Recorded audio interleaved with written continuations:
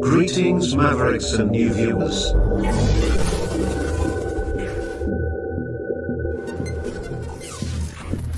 Tonight, direct and live from the Maverick News Network World Studios.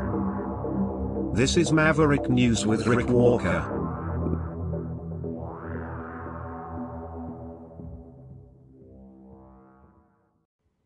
Hello everyone, welcome back to the Maverick News channel. Hello Maverick family. Well, let's see where tonight's broadcast takes us. I apologize for the technical problems last night. Internet issues. I think we have resolved them for now. Quite a night it was. President's State of the Union address. I was able to finally get a feed up to carry just the raw feed from Washington last night, and I see that many of you actually made your way back over there and were able to populate the chat and watch the show. I hope you brought your popcorn. It was, in many ways, entertaining. In other ways, maybe inspiring to some people, depending on your political point of view. For others, a discouragement. So, such is politics, and we are going to get into some pretty thick politics tonight. We will be talking about free speech, censorship, warfare, artificial intelligence, the weaponization of artificial intelligence, the OpenAI issue, Tumbler Ridge, the Canadian government's response to the lack of response from OpenAI with regard to the Tumbler Ridge school shootings, the tragedy that occurred out there, where AI is taking us, the dangers of it, and the reckless behavior and attitude of a young man who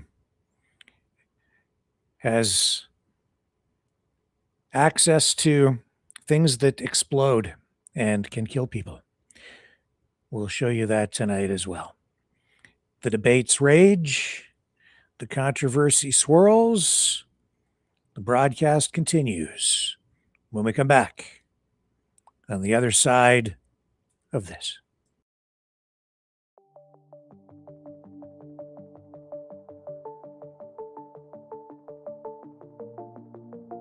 Greetings, brave Mavericks. Our quest for truth continues. We go beyond fake news. Together we expose propaganda. Together we pull others out of rabbit holes. We are Maverick thinkers. We are all unique individuals, defenders of individual rights and freedoms, credible, trusted, grounded in reality. Maverick News. Defending free speech. Donate at freedomreporters.com. Do it now. Tomorrow may be too late. Maverick News. The world is watching.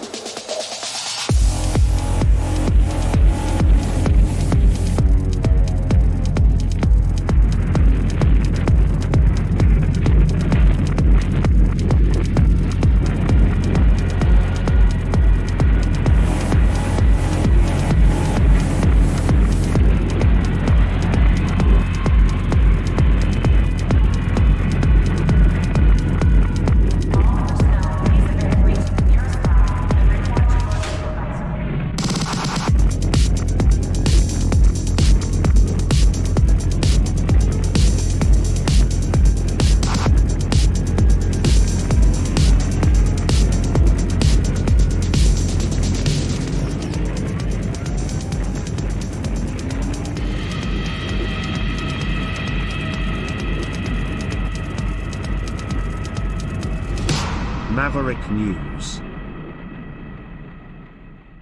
The world is watching.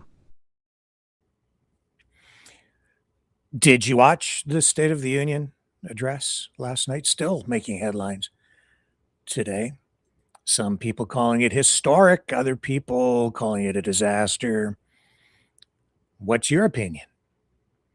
Let me find the feed, make sure that everything is running properly tonight on all of our channels. I think we are okay. I hope after last night. Just checking in on. Yeah, it looks, yes, we're rocking and rolling, so that's good. And the audio is good. Wow, unbelievable. Things are actually working tonight.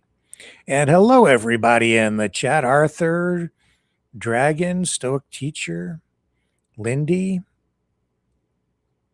I had one of our regulars message me last night, overnight, saying they're going to step away from Maverick News because the chat is too, well, hateful. Longtime viewer. That's disappointing. We've been saying we're going to have a program dedicated to reviewing and reflecting on our chat policies and so on. I do not have time to look at what is going on in the chat very much, but that issue plays into some of what we're going to talk about this evening. Now, back to the State of the Union address, because that is really where a lot of this stuff for tonight begins. The president's address focused on immigration. It focused on the economy, on tariffs, public safety. And what I found is that, true to form, much of what he said just was a fabrication, an exaggeration in many cases, but not really grounded entirely in truth. In fact, some of it was just straight up lies. But that is Trump's stock in trade. And yet, through all of that, there is a raw truth that comes from all of his untruths. I'll explain, I think, to a degree anyway, tonight as we discuss this. Case in point, Trump saying inflation 1.7%. It's not accurate, not even based on the official data coming from the United States government itself. In January, he referenced core inflation at 1.6% over a 3-month period. I think he's cherry picking some data to create numbers that really are not accurate, because those numbers do not align with the standard official year-over-year core inflation metrics used by the government and economists. Most put inflation at around 2.5% year over year. And that is, well, that's considerably higher. In fact, in some cases, almost double what President Trump was pegging inflation at last night. But that is, that's kind of the way he rolls, right? If he doesn't like the numbers, he just makes up new ones. And even the price of gasoline, we have highlighted this exact issue many times, where he talks about gasoline being down around, $1.70. Last night he said it was as low as $1.85 in Iowa. You might find it maybe at a gas station someplace for $1.85, but you can go online. You can just simply go to the American Automobile Association website, Gas Buddy, and check prices all across the United States. You can do it on the internet in Canada too, but in the U.S., AAA reports Iowa's average at $2.55 for a gallon of gasoline. Yeah, about $2.55, up about 8 to 9 cents in the past week. 3 cents lower than a month ago and roughly 42 cents lower than a year ago. I do think gasoline is less expensive than it was when Biden was in office, but Trump exaggerates. He certainly does, because we're living in an age of, what would be the right word? I was, my brother called me the other day, and well, actually, it was a while ago. He lives out in BC, and he says, we're living in the age of conspiracy. And yeah, we are. We are living in the age of conspiracy, but it's more than that. Uh, it's about constructed realities. It's not just about conspiracies. It's about shaping the way people view the world. It's about half truths. It's about lies. It's about manufacturing consent. It's about information warfare. It's about being in the matrix, which is where we are right now. We really are in the matrix. And I'm part of the whole equation, right? Trump, he's the master. His administration, MAGA, they have they've turned information warfare into an art form. And a big part of that is it's not just about being in the matrix. It's about knowing how to use information and convey information and use his bully pulpit, use his profile, use his prominent position and his credibility being in the White House to amplify messages that just make him look better. If people believe something to be true, it becomes true for them. So you can tell people the gasoline is $1.85. It doesn't matter if it's $1.85. If people believe it, then it's so. You see what I'm saying? But it is the Gulf of Mexico. So he just was throwing numbers out as he always does, and it's really not. It's not true. You can go online right now. You might find it for $1.85. I'll tell you what, let's do that. Is it true? I hate to be a fact checker, but here we go. Gas prices, USA. Let's take a look. I'll bring this up on the screen so we can do it all together. And we're going to get in. This is going to flow. You'll see, this will flow into our discussion on AI tonight and the Pentagon's weaponization of AI on many levels. Okay, let's take a look. Here we are. So national retail prices, the lowest, $2.63 to $2.40. Way down here in Texas, $2.60, $2.56, Mississippi, Arkansas, Oklahoma, $2.45, $2.76. Is there anybody at like $1.85 anywhere? $3.58 in Alaska. Why did they put Alaska down here? They chopped Alaska off and put it down into the sunny south. Well, they're enjoying some better weather there. Oregon, $3.92. Washington, $4.35. California, $4.63. That's a reflection of the high taxes there. The national average, $2.97. Minnesota, $2.78. $2.53 in Wisconsin. $3 in New York. $3 in Michigan. Wisconsin.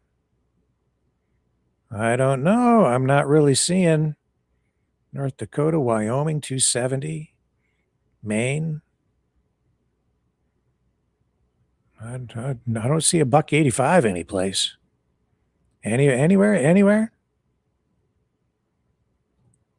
So I don't know, man. Maybe he was driving along and there was one gas station someplace and he happened to see a sign for $1.85. My guess is the place was probably closed, has been for about, say 50 years.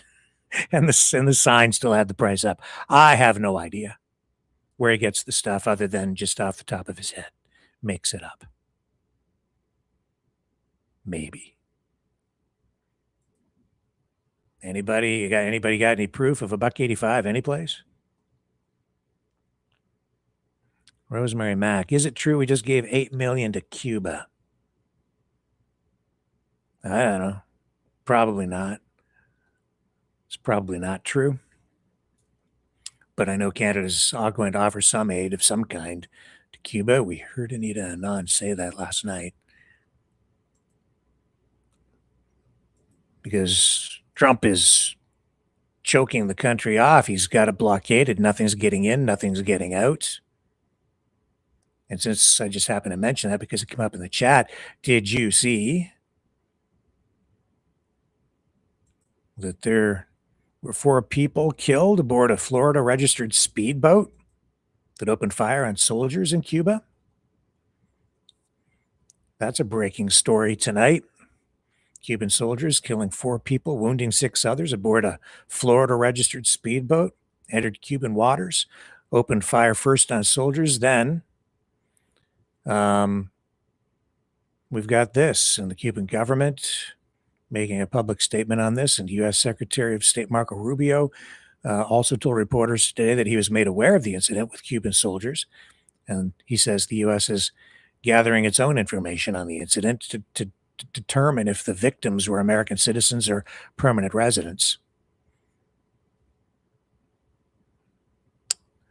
So things escalate. Who knows what that's going to mean? Don't know. I have to get some details on it. J.D. Vance saying this afternoon that he has been briefed on the incident by Rubio, and he says the White House is monitoring the situation, but declining to make any other comments, saying only he said, hopefully it's not as bad as we fear it could be. That's alarming. Volatile situation. Cuban government trying to cling to power when people get desperate if they don't have food, garbage piling up, public sanitation becoming a problem. They don't have any fuel. They can't even put gasoline into garbage trucks to pick up the trash. Is that fair? Is that right? Is that a sign of a failing nation, or is that a sign of a nation that is being choked to death by a superpower? Is that an indication that communism doesn't work, or is it an indication that somebody with a lot more power and a lot bigger economy and a military that is invincible has surrounded you and is not letting anything in and not letting anything out? And if you're an island, you should be able to prosper by trading with other nations, sending out what you have to get what you need, coming back in return. But if you're isolated, no trade allowed, you can't get the diversification of goods into your economy to serve your people, keep people alive. Yeah. Just looking in the chat, Vicky says because of Trump stealing it. Yeah, well, that's kind of what happened in Venezuela, right? Because that's where Cuba was getting its oil. Venezuela, not anymore.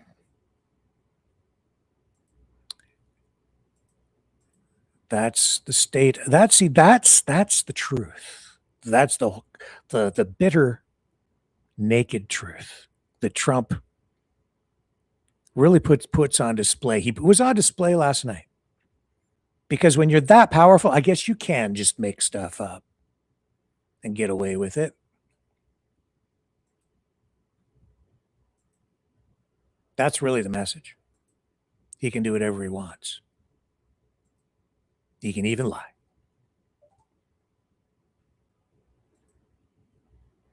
And then he was doing lots of that last night. And people cheer for it. You know, I'm telling you, it's like the Jack Nicholson line, right? You can't handle the truth. Well, a lot of people don't want the truth. They'd rather live the lie because it makes them feel better. It's not only that, it's like oil production. We're talking about oil. He said that oil production is up 600,000 barrels a day. Not accurate. He's made similar claims in other speeches. Just back in January, in his office address, he mentioned U.S. oil production was up by 730,000 barrels a day.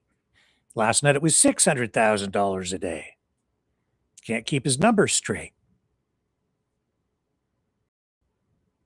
So we have these data points.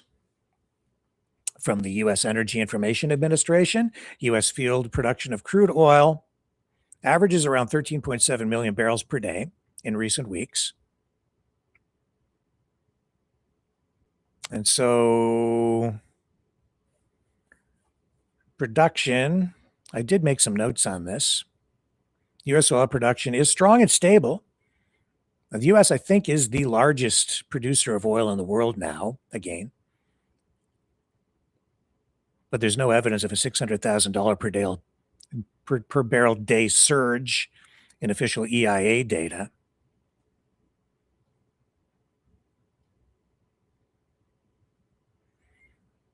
I'm just going through the numbers here. From what I saw last night.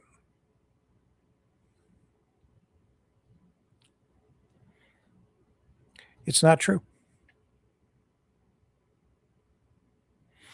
Near record highs, but not that high, not 600,000 a day. You've got some short-term weekly spikes. You got these references to potential Venezuelan oil flows.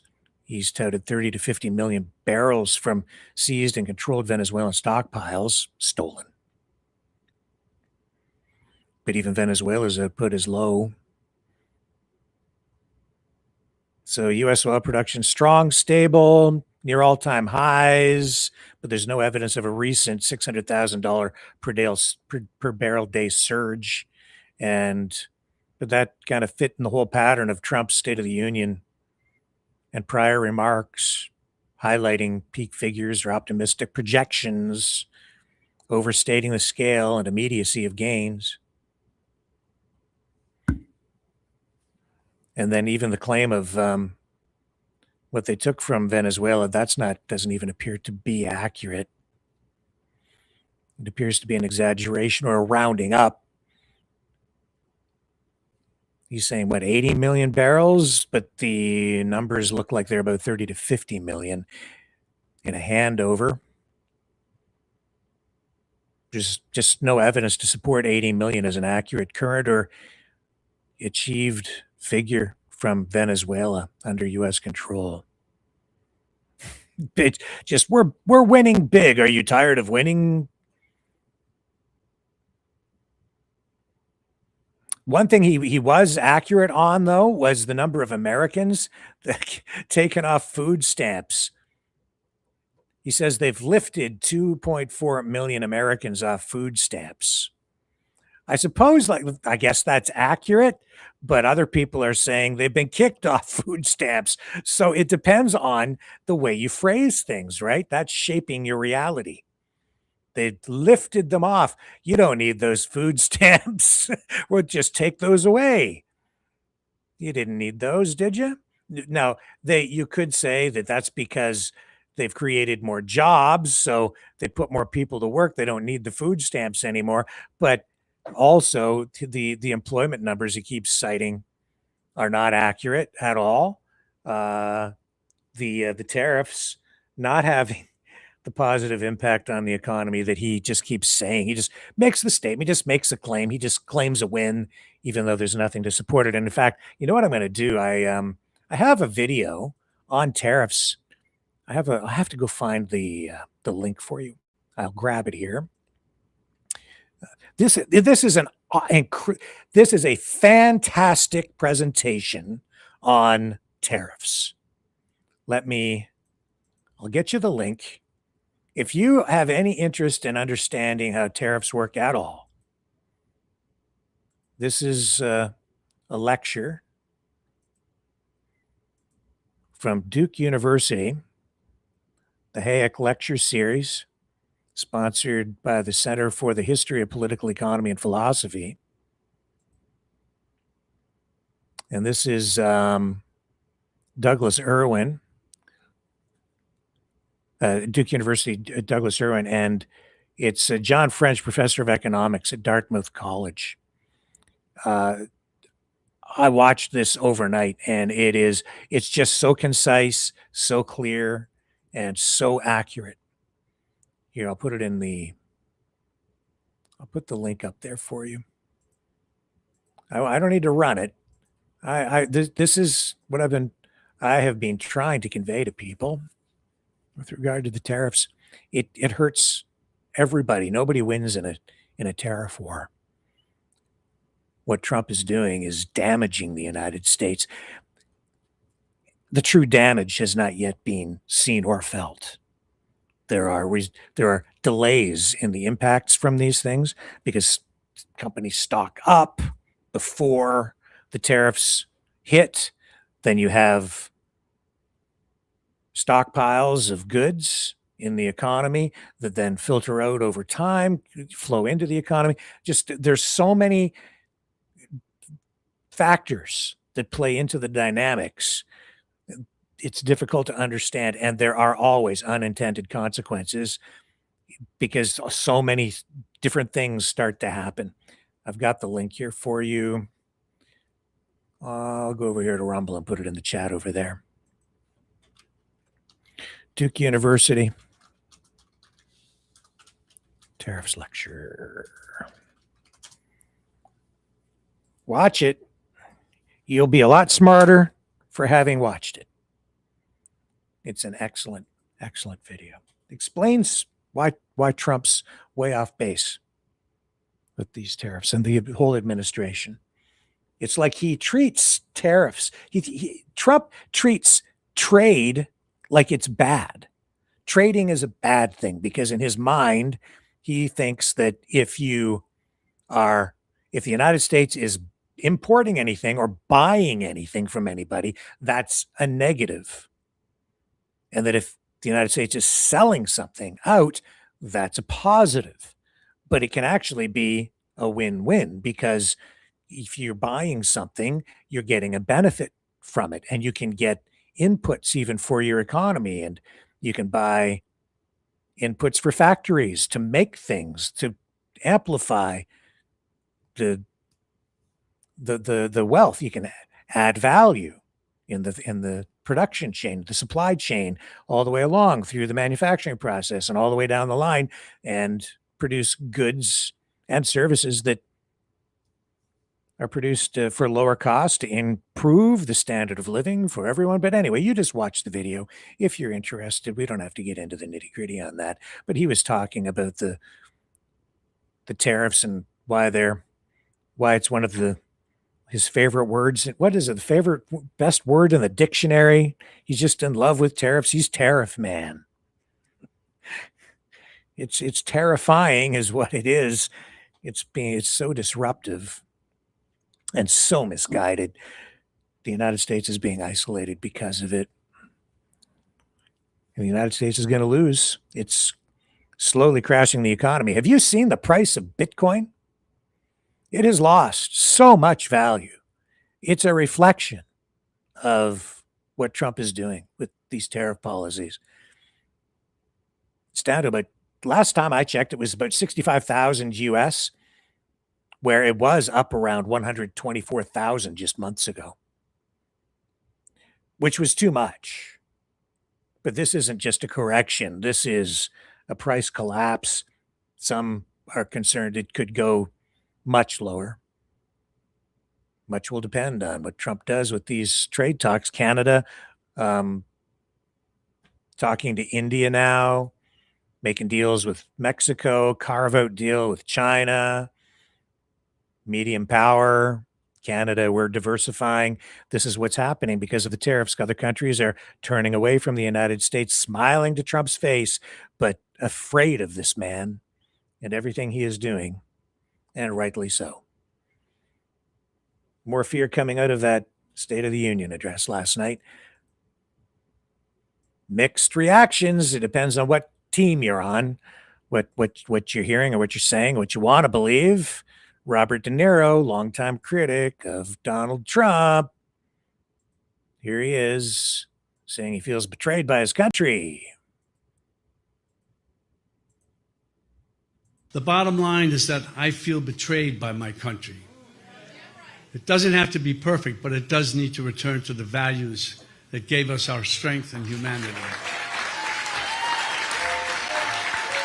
If you want our leaders to be accountable, if you're devoted to the Constitution and the rule of law, if you want the United States of America to be worthy of your love, be ready to take this to the streets together, and we will take our country back.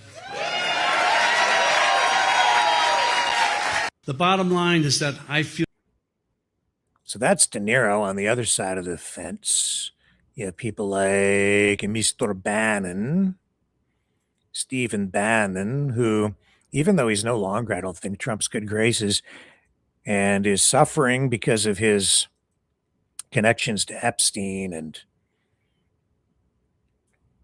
the information revealed about him in the Epstein files, he's still loyal to Trump, and he should be.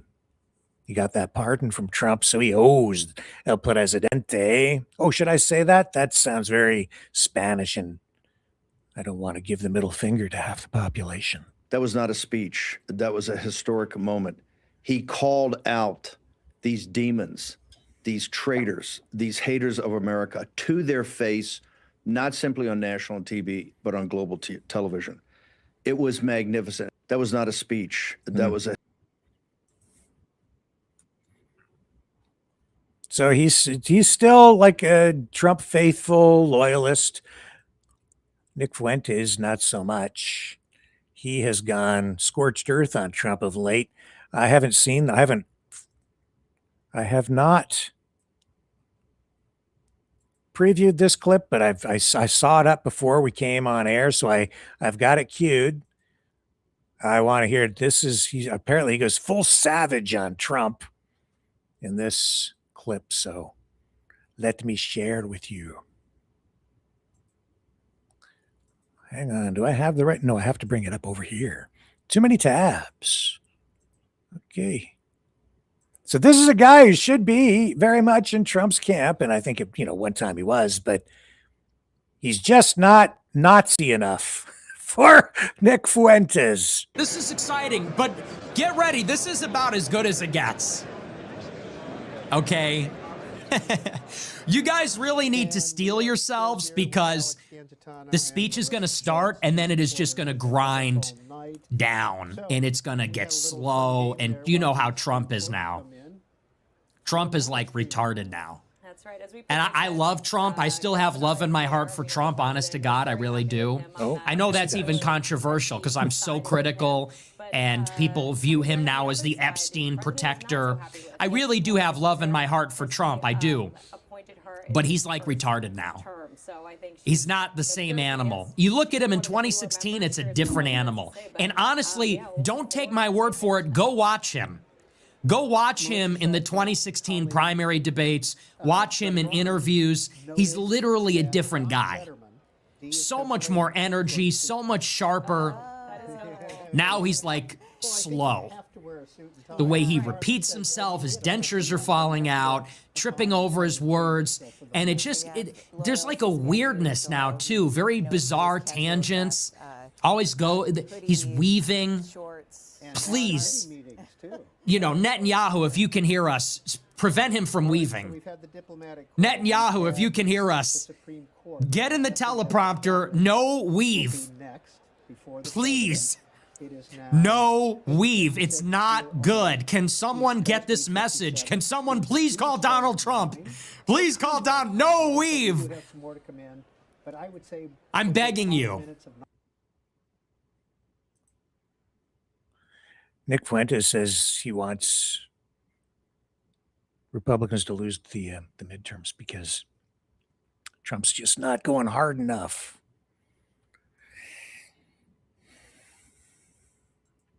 And there was that N-word. I used it. The N-word. The N-word. What are you talking about, Rick? The N-word. Yeah, the N-word. There's a new political correctness out there. Have you not noticed? You're not supposed to say that. You're not supposed to use that. Only in very, very isolated circumstances. Only in certain situations are you allowed to use the N-word, apparently. Really? What do you mean? I don't know if you've noticed, but you're not allowed to criticize people on the right anymore. You're not allowed to you're certainly not allowed to use that N-word. Well, not only is it not really YouTube friendly to some degree, apparently you can only use it in one way. And Danielle Smith is a language cop now. See, because you have to remember that it's a new era. I came across this clip the other day. It ties into this, so I'll play it for you. I didn't really plan to play it tonight, but here she is. This was, I don't know, how many days ago was this? I don't know, 4 or 5 days ago now. Here's Danielle Smith being a language cop when asked a question about her immigration referendum thing, and somebody's, well, you listen to this and then listen to the way she says, you're not allowed to use that word. It's gross. Today, Rachel Notley and Thomas Lukaszuk have thrown out accusations of Nazi tactics when referring to this immigration approach. Could you comment on that as well, please? That's gross. It's just disgusting. Any mention to, if you're going to call somebody a Nazi, you better be referring to the Holocaust and the devastation that caused to the Jewish people. That is disgusting language, and it should never be used. If they want to have a serious conversation about immigration levels, let's have it. That's what a referendum is all about. And quite frankly, as I've mentioned, this is the same kind of policy that was affirmed last week by the federal government when it came to saying that temporary foreign workers should have private insurance when they arrive. It's the same policy that already exists in Ontario. And we are asking Albertans if they want to have a system that puts Albertans, citizens, as well as permanent residents first when it comes to taxpayer-funded programs, and then have reasonable premiums and the ability of those who are temporary to access the programs with their own resources. But that kind of language has no place in this debate. Well, there's a shield you can wear.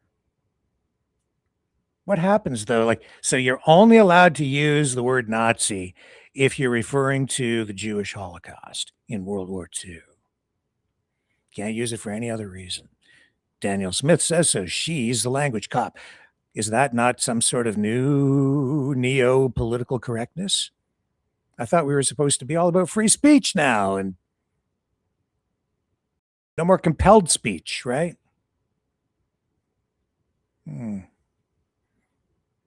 What do they say about you? If you know who's got the power when you know who you can't criticize? What happens though? How are you supposed to prevent repeating history if you can't talk about the history? Oh, but only in that one context. So Nazis are only, okay.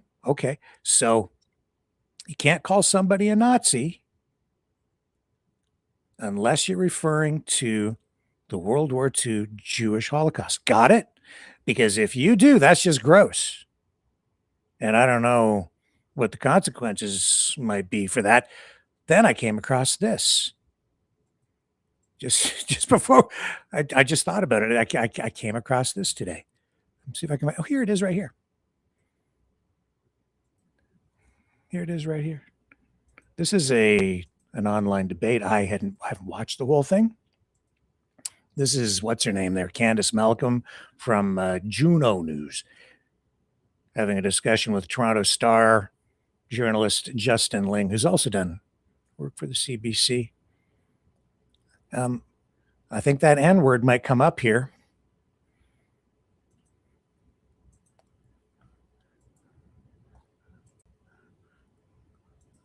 Okay, let's let it roll. For all I know, he was a Fed. This was repeatedly put forward by you and other people like you, that it was some plan that the government had put in there, which is ludicrous. I let you speak. Now it's my turn to speak, Justin. I let you speak. Go ahead. Okay, so again, go to any protest in Canada, and you will see this kind of rhetoric. I don't like it. I don't think it's good when they're calling it when they're calling Danielle Smith treasonous, which, by the way, BC Premier David Eby recently implied that and actually used the word treasonous. So it's not just one way here, right? You see this stuff about Donald Trump. You see, dangerous, hateful rhetoric against that guy. I don't hear you guys complaining about it or saying that it's somehow a threat to our system, right? You go to any of these Islamist protests and you will see people with Nazi flags, and they're actually talking about it in the actual context of the Nazis, like, hey, let's burn the Jews, let's kill the Jews. That's literally what they're saying. It's gross, But you see these kind of fringe lunatics, maniacs at the convoy, at any protest in the country, right? So the people that drew the swastikas on the flag, and you brought up the Michael Cooper example, perfect example of fake news. An MP shows up on the Hill to meet with his constituents, to meet with concerned Canadians. Someone in the far background has written something on a Canadian flag, and that becomes a top story in the country. So much so we're still talking about it 4 years later that CBC pushed out totally fake news that somehow Michael Cooper was a Nazi because he was at a protest. No one said that. And someone in the background behind him drew a swastika because they were saying that the Trudeau government is acting like Nazis with these government overreach policies. Okay, I don't agree with that line of reasoning, but we should at least be honest about what they're saying, right? They're not saying gas the Jews. Actually, that's what some of the Islamists are saying. What these protesters were saying is we feel like the government is stepping on us and crushing us, and we don't like it. And that makes us think that your government is like Nazi Germany. Again, not my view, but let's at least be honest about what the people were saying and not put words into their mouth and pretend that they're actually extreme. Again, I say go to any protest in this country and you'll find crazy people. You'll find crazy people. Go anywhere in the country and you'll find people with views that you will find shocking, right? And this is again why I call you Justin Ling and Elite. And guess what? Anyone in Canada can play this game. Oh, I come from working class blue collar origins. We all do. Okay, we all do. It's a country of resource extraction. So we all come from those backgrounds. But I call you an elite because you sit there from your laptop and you judge and you look down on these people and you say, oh, look at these extreme views. I'm going to apply them to everybody. And then, no, we shouldn't talk to them. We shouldn't talk to them. You know, there's hundreds of thousands, maybe millions of Canadians that were represented by those truckers. I wanted them to talk to my leaders. That's the purpose of a democracy. I wanted my leaders. Okay, let me give Justin a chance to respond. And they refused to. Oh, but they don't give him a chance to respond in the clip. All right. I haven't seen the whole interview. I'm just saying. Not allowed to use the word Nazi, but the word Nazi comes up, then she's labeling the Islamists or the whatever Nazis.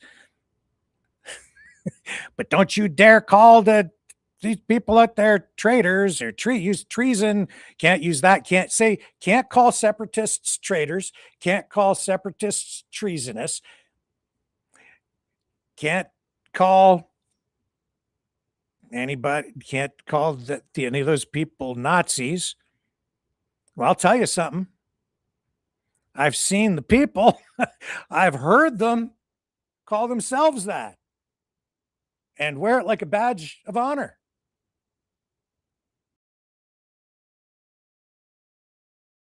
Oh, yeah.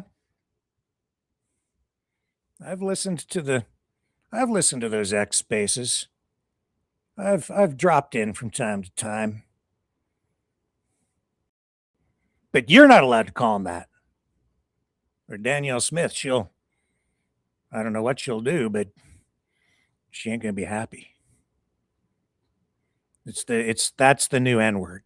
Not allowed to use that. Only in one context. I'll tell you right now, that's BS. There's more to being a Nazi than just not liking Jews. There's a lot more to it. Fascism, Ronald Reagan got it wrong. You know that clip that we said here? He got it right, but he got it wrong. If fascism ever comes to America, it'll come in the form of liberalism. I don't know about that. See, it hasn't come to America or the world this time around in the form of liberalism. It has come to us in a form that nobody really recognized. It's something new. It's converging, the left and the right.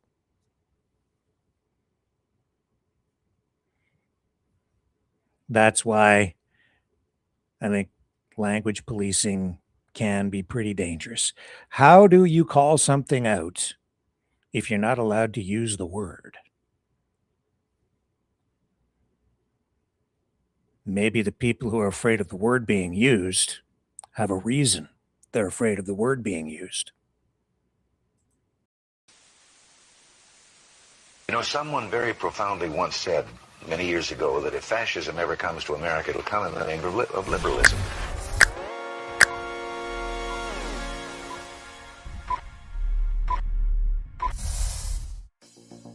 Well, I think it's time we ask ourselves if we still know the freedoms that were intended for us by the Founding Fathers.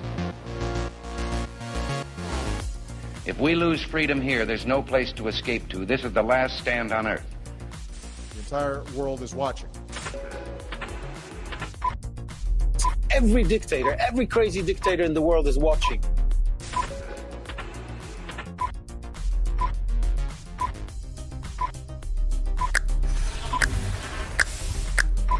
The world is watching. On TV, the entire world is watching. On social media. But the entire world is watching, and yes, they are seeing what we have apparently bravely been willing to say that others are thinking. Stand for freedom. Literally stand for freedom. Let's get this done. The entire world is watching. We're at war with the most dangerous enemy that has ever faced mankind in his long climb from the swamp to the stars. Maverick News. Maverick News. Maverick News. Let me have more control of my own destiny. The world is watching.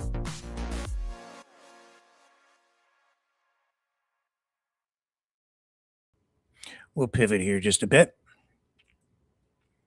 Start to make our way into tonight's top story. The weaponization of AI connected to everything we've been talking about.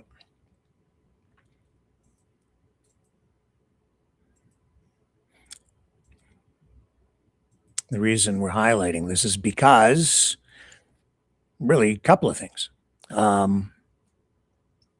First, Pete Hegseth's demands on OpenAI and the Canadian government meeting with executives of OpenAI, because we know that OpenAI became aware of and had Jesse Van Rootselaar on their radar before that person committed the mass shooting out in Tumbler Ridge, BC, killing all those kids, the teacher, but chose to not report it because of privacy concerns and OpenAI policies regarding privacy. I indicated 2 nights ago, I think it was 2 nights ago. Yeah, it would have been somebody, one of our viewers, asked me why we let or use private companies for our security. So it was, I think, maybe just not a finely tuned enough question. And I'm not sure why the question came my way, but I said I would look at it and consider it overnight before I responded by email. So I will do that here partly tonight. Maybe it was because we had that transgender person on for an interview. Maybe it may be because of that. Maybe somebody's upset. Maybe they think that I need to be held accountable for defending a transgender person. I gave someone a voice. I allowed someone to exercise their right to free speech and bring their side of a very complex story to the channel. I don't know if the question is meant to try to rope me into a corner or something and say, look how woke that guy is. If giving people free speech is woke, then whatever.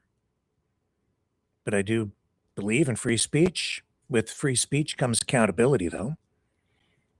I've been thinking a lot about that,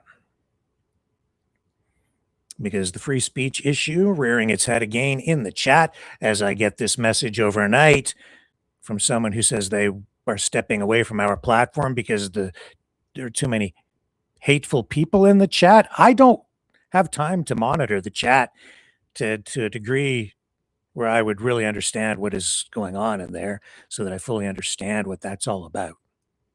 But we are going to have a broader conversation about it. I can say this, though. One of the things that I have taken note of is the number of people who use fake names. Free speech, true free speech, needs to come with a degree of accountability. If you're going to say something, you need to be aware of what you're saying because there could be consequences. There are always consequences, but you should be held accountable for what you say. I am. I'm me. This is really who I am. I'm a real person in the Matrix. But what I say, when it goes out there, it's being heard by everyone. People are always holding me accountable for what I say. People in the chat, who it was pointed out to me by the person who messaged me last night, that person said to me that I let people, what was the word, attack me all the time. I don't pay attention that much. I know people are attacking me, and yet I've given them their own platform to do just that over on one's channel specifically, because I'm trying not to be so censorious that we're banning people for life or anything. So we're still giving people a platform, even when what they're engaged in is not good faith discussion, when they just want to sit there and attack me for the sake of attacking me and trying to shut everything down here, I guess. Whatever it is, I don't even think they really hate me as much as they let on. I think actually they kind of love me. And I'm loving them back. If you are engaged in putting your message out, though, I think you're a freaking coward if you're hiding behind a fake name. You are a coward. Because you can then say whatever you want. No accountability for that. Nobody coming to your door. Cowards. Who are you? What's your name? You want to come in here and kick me in the groin every night for the sake of kicking me in the groin because you disagree or because you want to exploit the platform to reach an audience here. You want to reach this audience, and we don't even know who you are because you're cowards. Every one of you. Wearing masks. Every night. I'm right out here in the open. Taking it on the chin. You go ahead. Yeah, 1272B51. That's your opinion, and you're welcome to it, whoever the hell you are. Separatist. Friend of the channel. Take your mask off. Then maybe we'll have a real conversation. What are you afraid of? Surge 2926. Fuck you, Rick. Fuck you back, Surge 2926. Fuck you back. How about that? Whoever the hell you are, you coward. And I have the best viewers. And it's just a game. Surge 2926 had a message removed by a moderator earlier, I see. I'm in the chat now. I don't go in here too much because I basically don't care because they're just a bunch of juvenile delinquents. Not you guys, just the ones with the masks on. We're in there just causing problems. You don't even really know what their real objective is. Cowards, 1272B51. Coward. Yeah, 1272B51. Trust me, Rick, if authorities want to know who I am, they'll have no problem locating me. Yeah, you're still a fucking coward. You're not telling anybody here who you are, coward. We'll have a further discussion about all of this in the nights ahead. About all of this, you fake fucks. How's that? How about over here on the other channel? You're all fake fucks too. You're a fake fuck. You're a coward. You're a coward. You're a coward. You're all cowards. With your fake names, avoiding accountability. Coward, coward, coward, coward, coward, coward, coward, coward, coward, dog, cowards. Wearing masks. Afraid to show your face. Afraid to tell us who you are.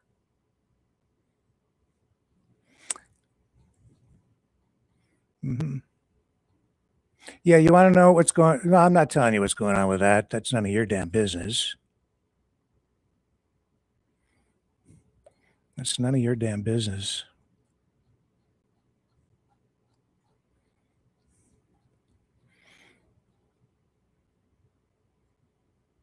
Yeah, you're all cowards. Got no use for you. Till you tell me who you are.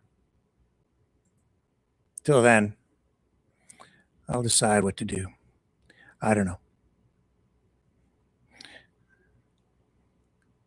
Oh, I'm on another channel there, Cindy.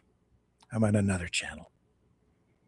Another chat and another channel with a bunch of cowards and not very nice people. I'm not that upset, Rosemary Mack.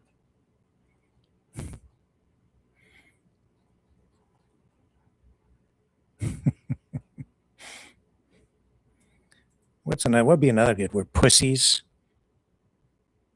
Yeah. Whatever. That's okay. Just keep watching. Let's take a little break. We'll come back. What a game. That's all it is. It's just a game that they're playing. It all ties into what we're going to talk about on the other side of this.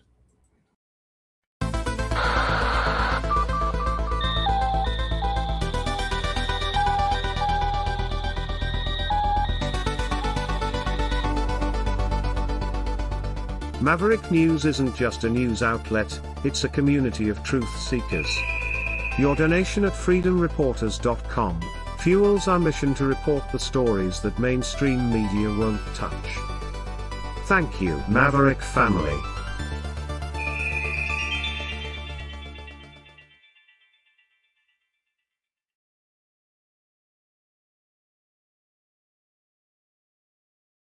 Brightleaf Innovations is excited to offer our newest investment opportunity. The Turn Easy Bed Storage Solution. Turns with a touch, spins all the way around. Every little thing you need is easy to be found. No more clutter, no more mess on the floor. Just spin it, reach it, you don't search anymore. Turn Easy Bed, spin your world around. Storage made simple, the best you found. Shelves your way, keep the mess away. Charge it, store it, night or day.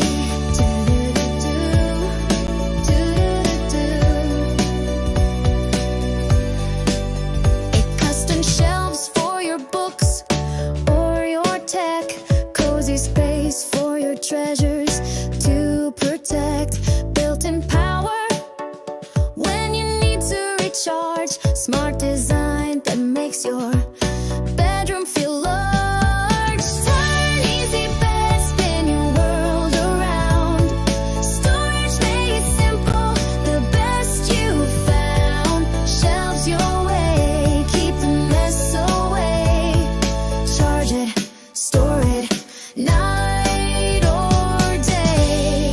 Designed and developed by Brightleaf Innovations. Proudly Canadian and patent pending in North America. Turn Easy Bed transforms how you live. To learn more about this innovative new product idea and exciting investment opportunity, call 519-784-0222 or visit brightleafinnovations.com.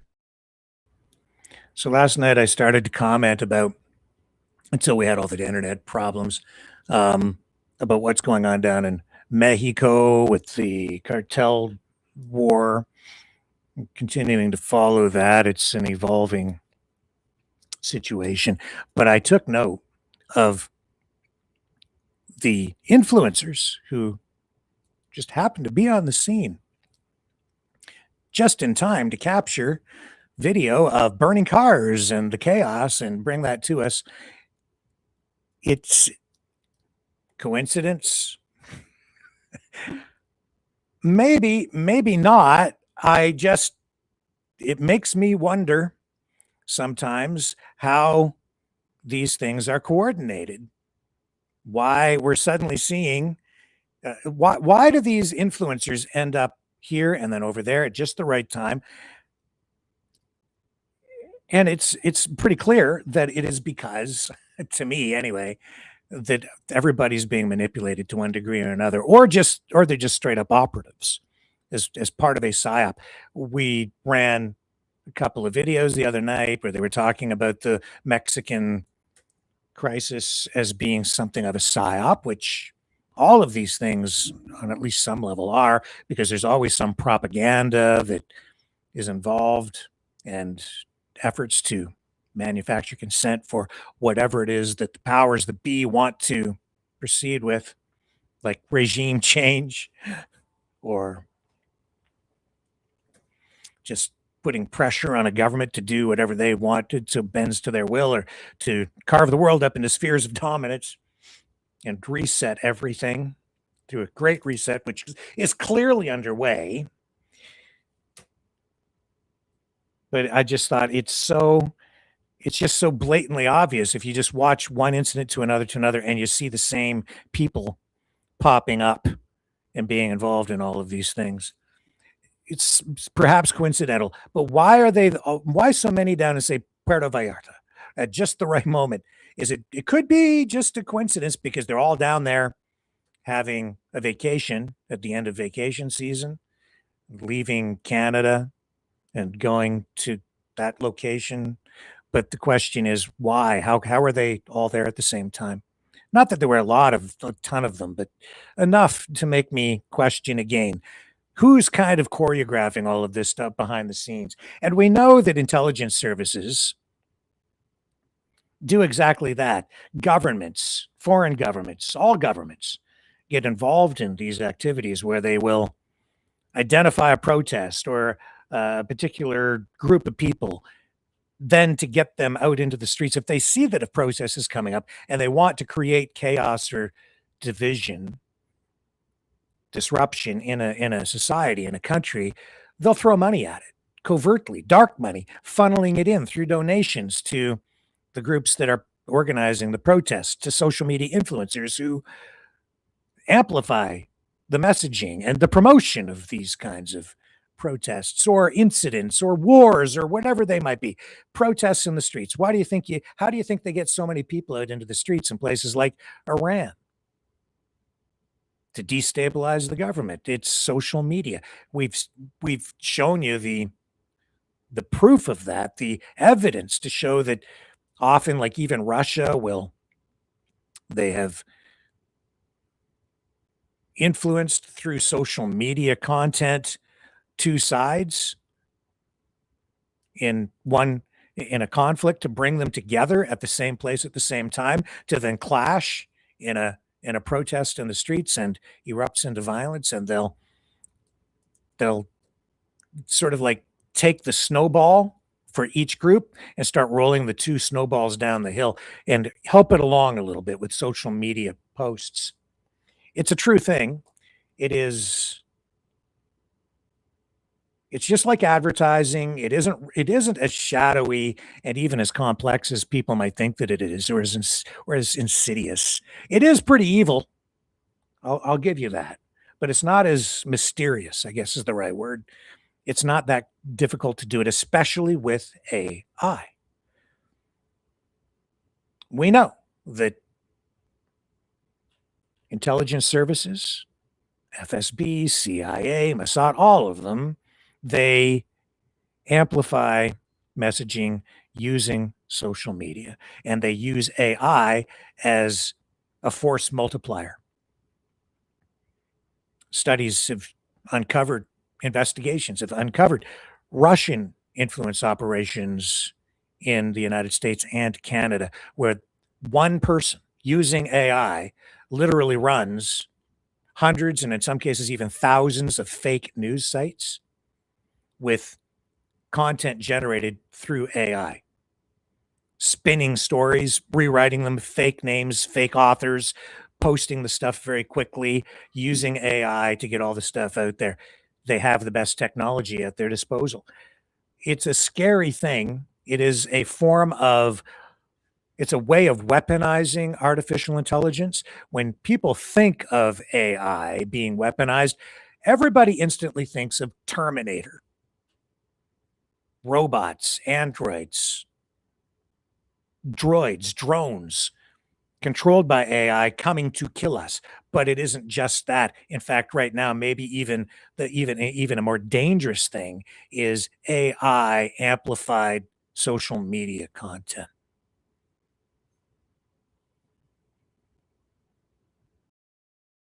You look at the assassination attempts on Donald Trump. You look at what happened in Tumbler Ridge. It raises very serious questions about what kind of content people who seem to be triggered are consuming before they go and act out in these ways. We've seen people set themselves on fire in public displays of defiance. It seems to me anybody that sets themselves on fire in a public way like that can't be in the right state of mind. What is it that triggers people to do these things? Micro-targeting of social media information. How do they do that? It isn't really that hard at all. You can just send stuff by email to people. You can, and these intelligence services, propaganda operations, they know how to do all of that. They know how to influence elections.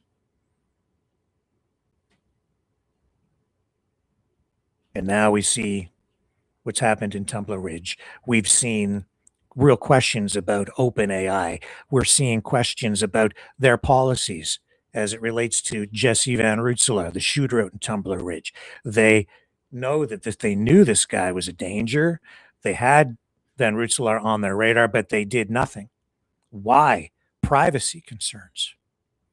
Policies, a private contract between the user of the service, OpenAI, ChatGPT, and the provider. That's what the message to me the other night was. Why do we rely on private companies for our security? That's a very complex question. These companies are regulated to some degree, but the Canadian government has limited ability, a very limited ability to control or regulate these social media companies and these AI big tech firms, which are, based primarily their offices in the United States. It's raising new questions about privacy legislation, censorship,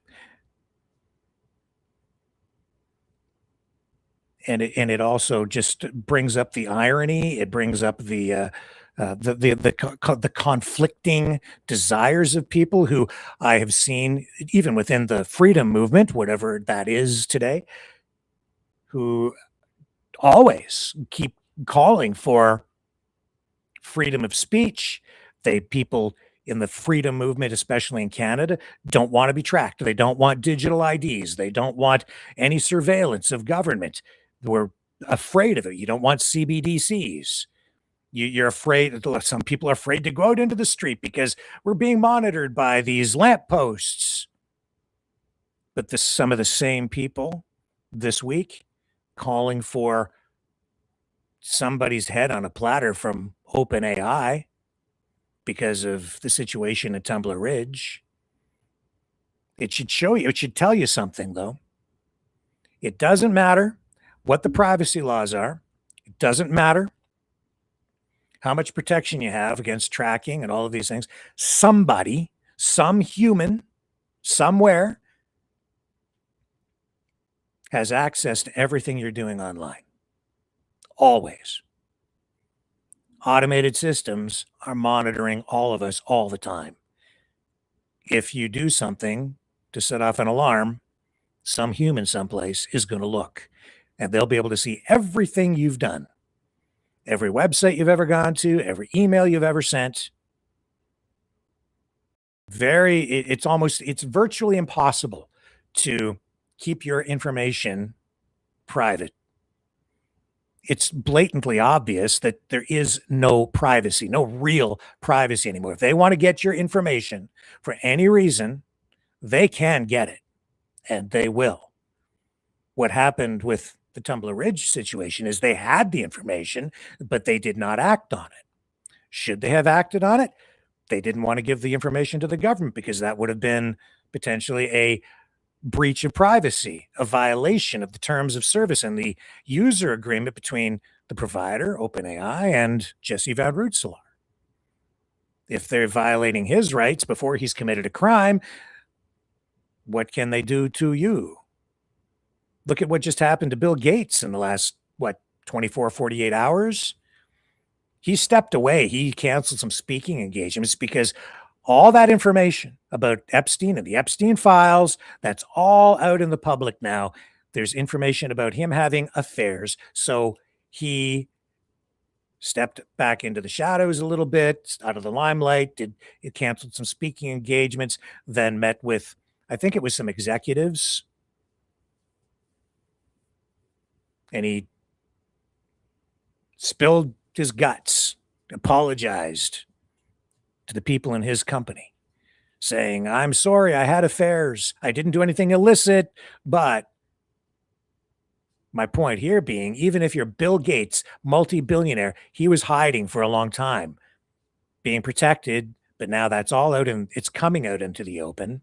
And before the worst of the worst got out into the public, before the worst of the 6 million plus documents finally deciphered, he's trying to nip it in the bud in the best way that he can, I guess. We'll see how far it goes. A bunch of people being held accountable. It shows you this is the opposite of what people have been screaming about, though, isn't it? These files are coming out and people are sort of being held accountable. Maybe. We'll see. How corrupt is the system, or is the system functioning properly? Is there going to be any justice? And is Bill Gates really guilty of a crime, or just for being human and committing a sin, which is going to cost him a lot in terms of credibility, cost him in the court of public opinion, cost him in his personal relationships, wound him, damage him, maybe beyond repair for the rest of his life. Who knows? He's paying a price, a big price, maybe. Of course, public memory is pretty short. People are fickle. News cycles only last 24 to 48 hours these days. We'll see what the consequences, if any, are, but at least it's coming out, right? Steve Bannon falling out of favor with Trump because of his relationship with Epstein. That's because these files come out. Even these guys, they don't have any privacy. You don't have privacy. I don't have privacy. All this stuff, everything you've ever done, everything you've ever sent, everywhere, there's a record of it all now. Is that right? I don't want to be tracked. I don't want to be tracked. I'm going to de-Google my phone. I'm going to go live in the woods. That's part of the thing too, right there. This is the thing. This is what I was trying to get at last night with all the social media influencers who are down there in Mexico just in time to shoot the burning cars. Coincidence that they're there at the right place at the right time? They came all the way down from like Canada and they just happened to be there for the unrest? Maybe, could be. Or maybe they've been manipulated themselves. Maybe they don't even know. Or maybe they're being paid. Maybe they're just part of the game. We don't know. Some people are paid. Some people are government agents, controlled opposition, whatever you want to call them. Other people are just there chasing clicks. Other people are being manipulated because there are ads being placed in front of them. Here's a deal for a trip to Puerto Vallarta. You should, and these are the best times to go. This is the best rate.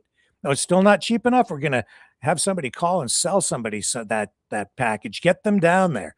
And you don't even know why you're there. And then you find out while you're there, but you don't even realize that that's why you're there, because they manipulated you and got you a sweetheart deal of a package, and they probably dumped enough money into your super chat to make sure you could afford the trip to get you down there. And you don't even realize it. That's how they get people out to these protests too, you know?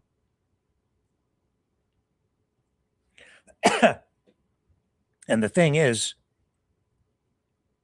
you become part of the PSYOP without realizing you're part of the PSYOP, even though sometimes you're sitting there saying, this is a PSYOP, and you're telling everyone it's a PSYOP, but then the messaging you're delivering is actually part of the PSYOP. See how that is pretty insidious. Maybe I'm just a conspiracy theorist. Let's just push all that aside and say it's a theory. Maybe not so much a conspiracy.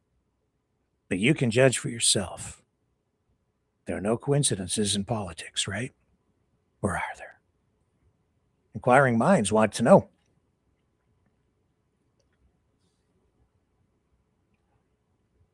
And it can turn into horrific things. We saw that in a Tumbler Ridge. That's what's gross. Okay? That's what's gross. The N-word. I'm inclined to start calling everybody a damn Nazi now because somebody told me I'm not allowed to use the word.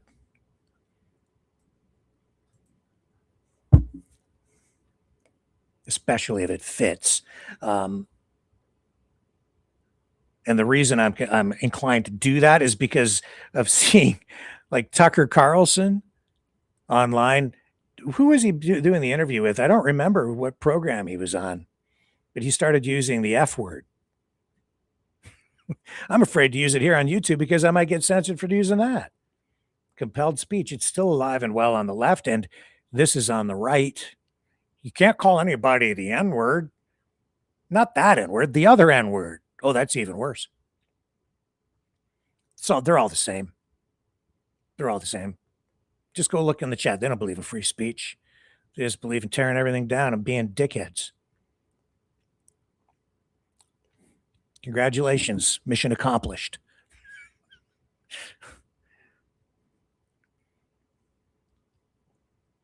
We're in a lot of trouble.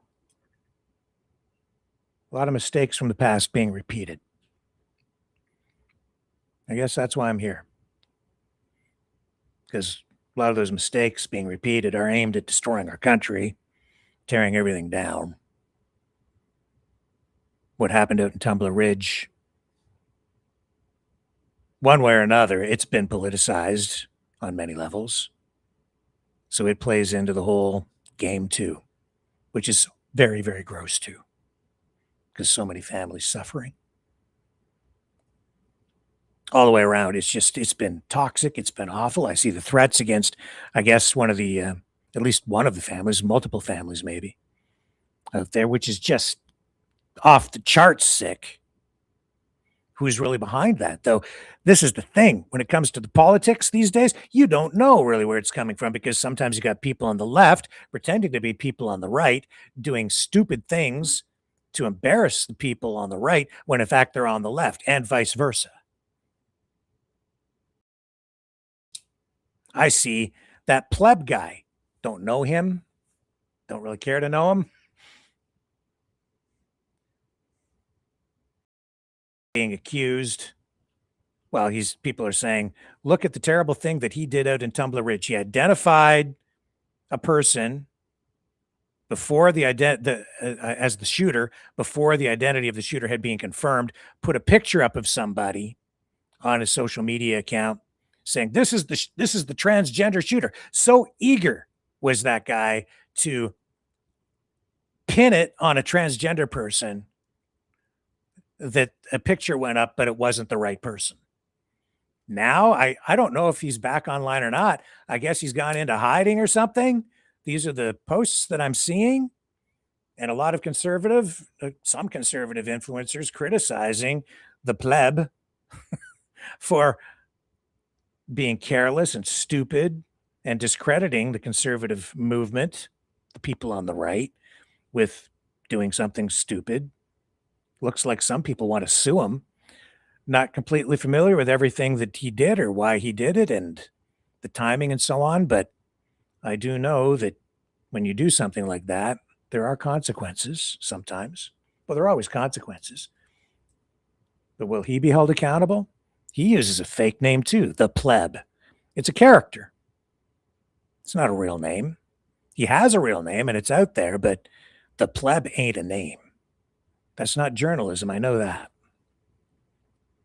In any event, that's just one element to all of this.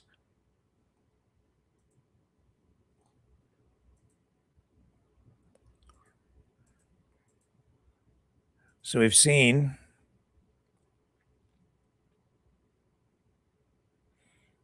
this meeting.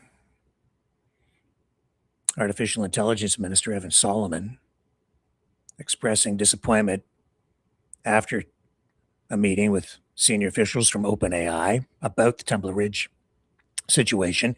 And the meeting, of course, followed the revelations that this California-based company banned the ChatGPT account of the Tumbler Ridge mass shooter months before the February 10th tragedy, but they did not alert police to the contents of whatever it was that led to that. Solomon says officials were disappointed that OpenAI did not provide substantial answers during the discussion, and they are pressing the company to deliver more concrete responses. OpenAI banned the account, which belonged to the 18-year-old shooter, back in June, stating at the time that the activity did not meet their threshold for notifying law enforcement, as it did not indicate credible or imminent planning for harm. I know that some AI employees wanted to do something, but in the end, it was decided that that would not happen because reports indicate that the account was flagged for troubling content, including scenarios involving gun violence. So Evan Solomon says the government expected OpenAI to outline specific changes to its protocols following the horrific events in Tumbler Ridge, but no substantial new safety measures have been presented beyond some adjustments to their models at this point. The minister indicating that additional meetings are anticipated to receive further updates from the company. He has not ruled out the possibility of the federal government introducing its own regulations. But of course, whenever the Canadian government talks about doing anything to regulate or temper what's going on with these tech companies, the Trump administration weighs in and they start freaking out, shouting, censorship, censorship. You can't do that. Even, I think, potentially ramping up tariffs if the government does anything to impose any kind of regulations on any of these big tech companies like OpenAI or X, Elon Musk, the king of the technocrats. Why? Money, money, money, control. Because foreign influence. What do you think they're doing with these social media platforms? They're feeding us all. They've all got us on a steady intravenous mental matrix drip of propaganda. It's all a giant psyop coming into our heads. They're regulating everything I can do. They're throttling me. They're allowing this stuff to go out. Sometimes they're outright banning me on platforms like Facebook.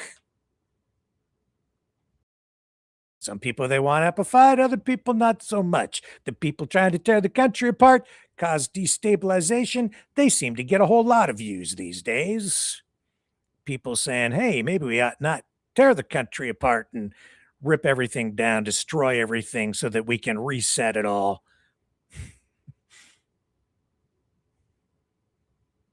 Yeah, maybe not quite so many views over here, but that's okay. We carry on.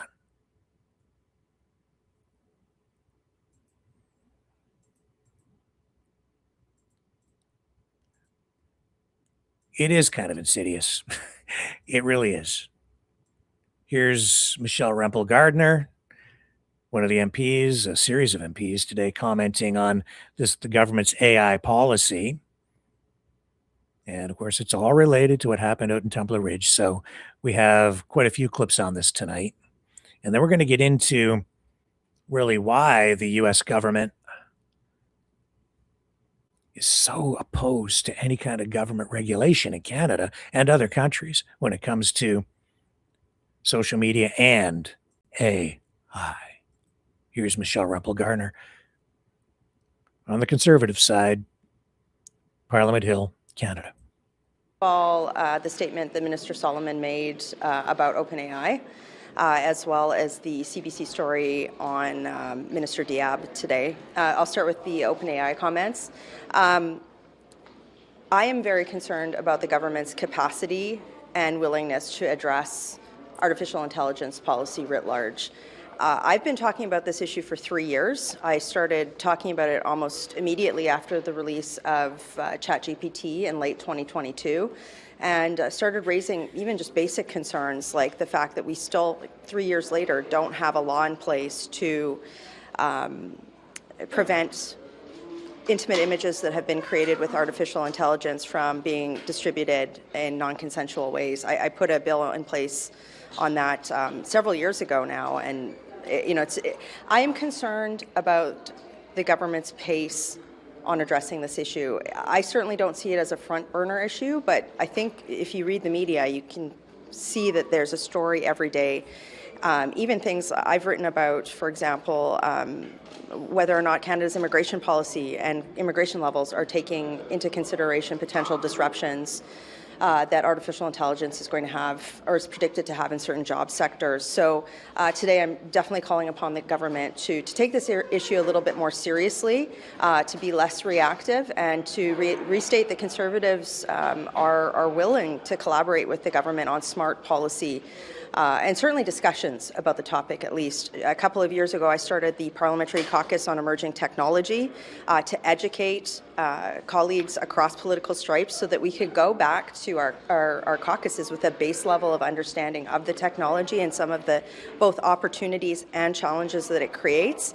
But certainly I think that events are outpacing the government's both willingness and capacity to address the issue. So just reiterating calls for the government to get on that today. And then also, with regard to the CBC story on Minister Diab, look, we're going to pull out of that. That's a different story. So we'll just try and keep things focused here a bit. Let's go over here now. I just want to say, too, as much as I'm talking about these social media influencers down in Mexico, the point that I'm making is I'm being manipulated, too. So there's always that. It's affecting my worldview, the way I see reality. I realize that the things I was shown as a child still influence the way that I view the world today, the way that I view communism, the way I've been viewing Cuba, Mexico, Russia, the world, the universe, all influenced, heavy duty influence. That results in prejudice. That can also result in bigotry. It can just result in bad judgment. That's why I always say, I'm not here telling you the absolute truth, and you should question everything that I tell you, because I could be manipulated right now. I'm trying to resist that and keep things as real as I can to get everybody closer to the truth. Closer to the truth. Absolute truth, that's an elusive thing. Back to Parliament Hill we go, where the Prime Minister and other members of the government, including the Artificial Intelligence Minister, Evan Solomon, commenting on the meeting with OpenAI, the situation, starting with Mark Carney. I have not been debriefed by Minister Solomon yet on OpenAI. I look forward to that, and Minister Sangri. We will be following up. I sat with the families of Tumbler Ridge, met with the first responders, saw the horror that what happened and the pain that's been caused. Obviously, anything that anyone could have done to prevent that tragedy or future tragedies must be done. We will fully explore it to the full lengths of law and we'll be very transparent about that process. Je suis béni d'un cabinet exceptionnel. Alors, I'm blessed with an exceptional cabinet and we're working forward for Canadians. I want to hear you talk about ChatGPT. Sure. What you told them, and what are you guys going to do about that? So first, I was glad to be able to join my colleagues, Minister Solomon, Miller, and Ananda Sangri, to meet with senior officials from OpenAI.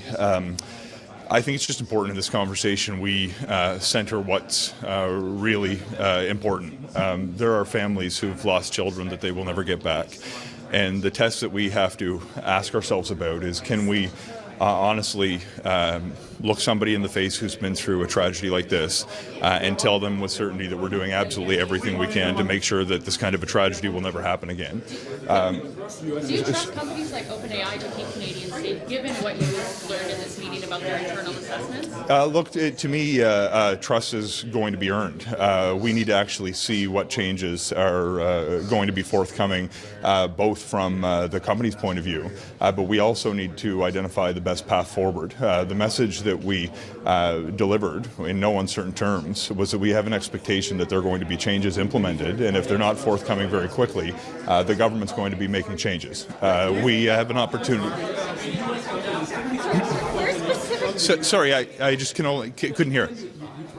United States-based companies for this kind of trust? Look, I never think we should just automatically put our trust in any particular company from any particular jurisdiction. We need to trust their behavior, not their reputation.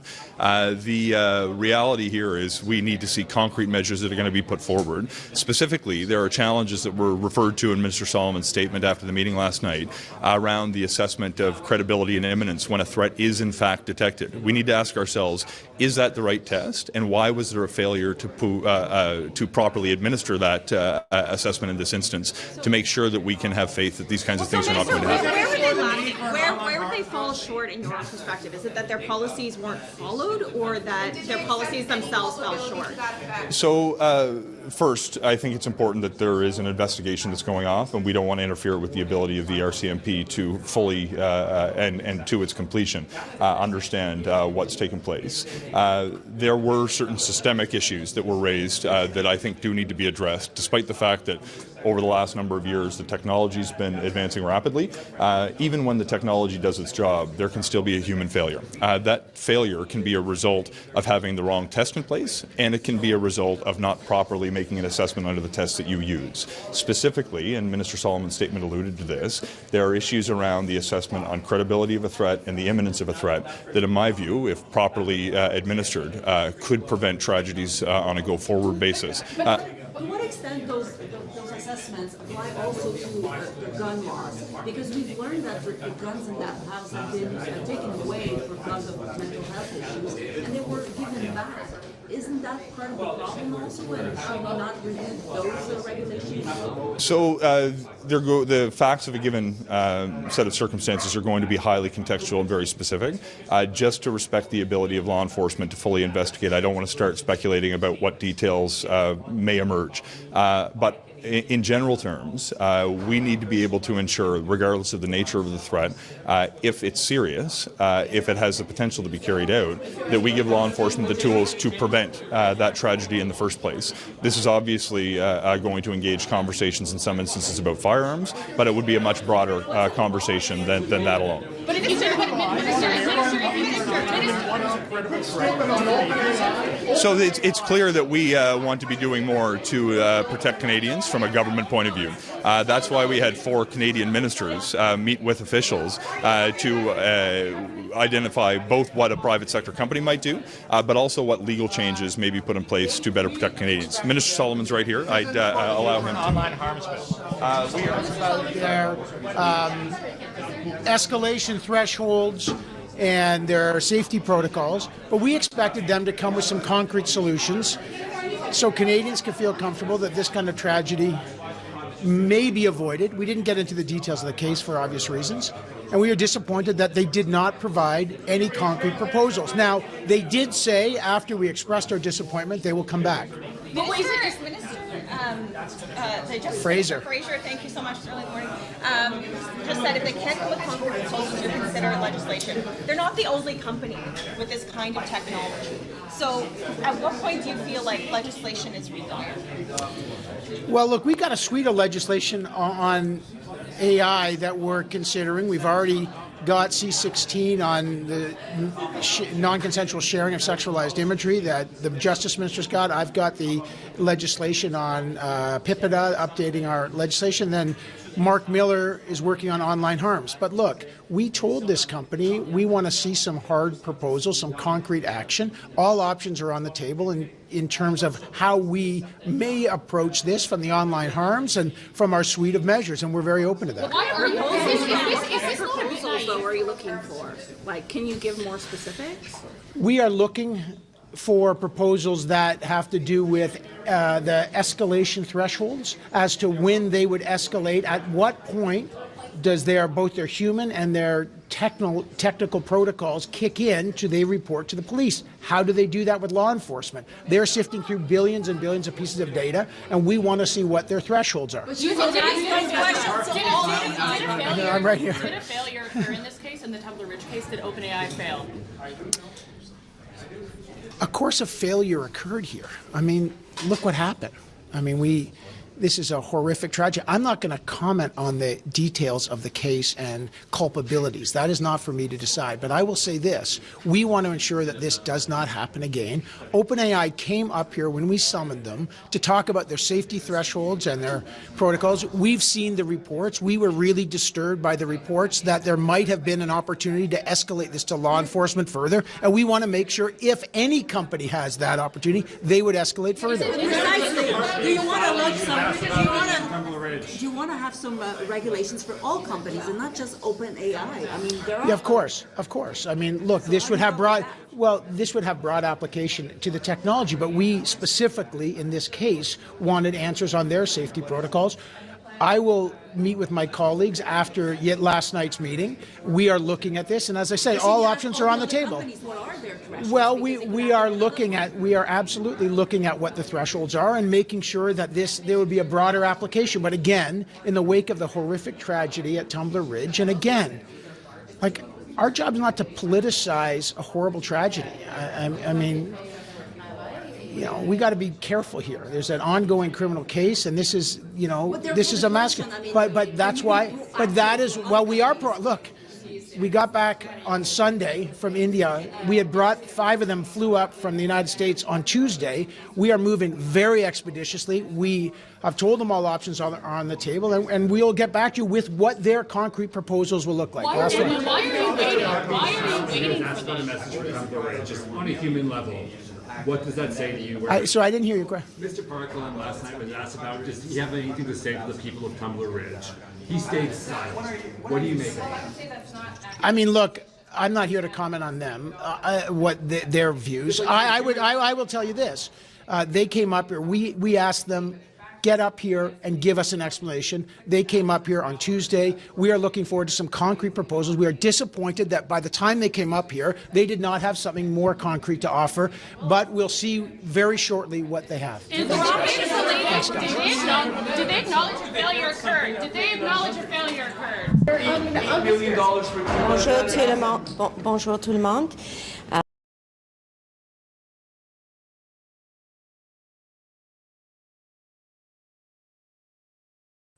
We don't need to hear from Anita Anand there. We'll move on because we have other ground to cover with this story, this AI story, because OpenAI is not just on the hot seat and under scrutiny in Canada.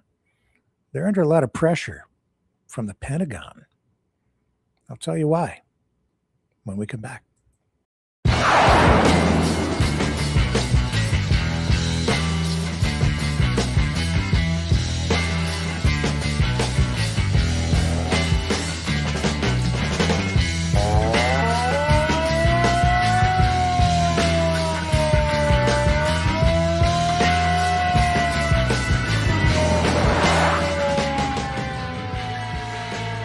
Maverick News. Fighting for freedom.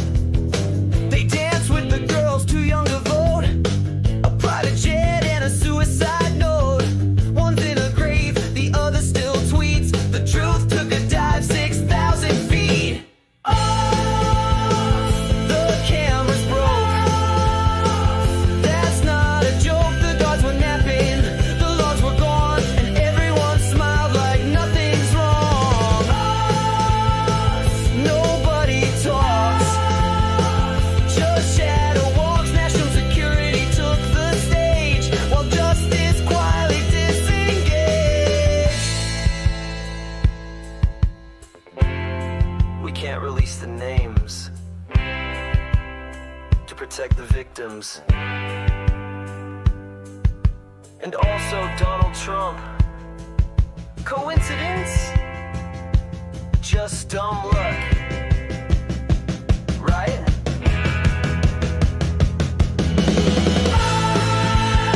Another sealed file. That crocodile smile. We did our best, says the DOJ, while the truth just fades away. Another new spin. No one will win except the rich guys with gold ID cards and closets full of secrets behind steel bars. Just a little glitch. A billionaire's privilege. That's the sound of the case. Closed.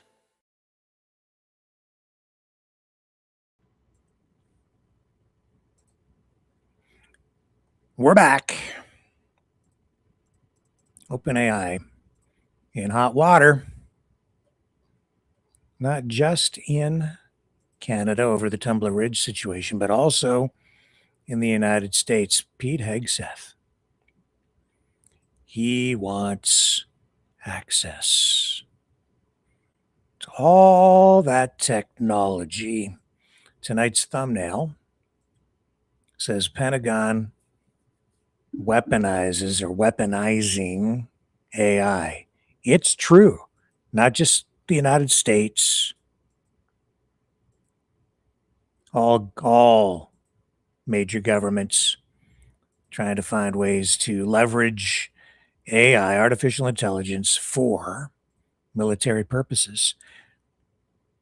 I've been talking about the use of AI in information warfare.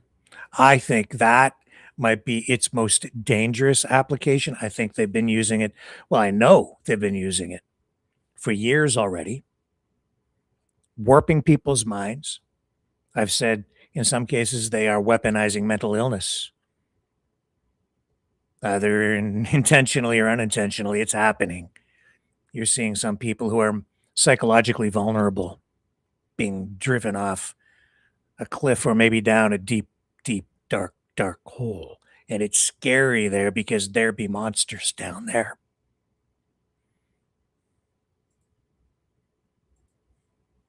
But they're also using it for kinetic weapons.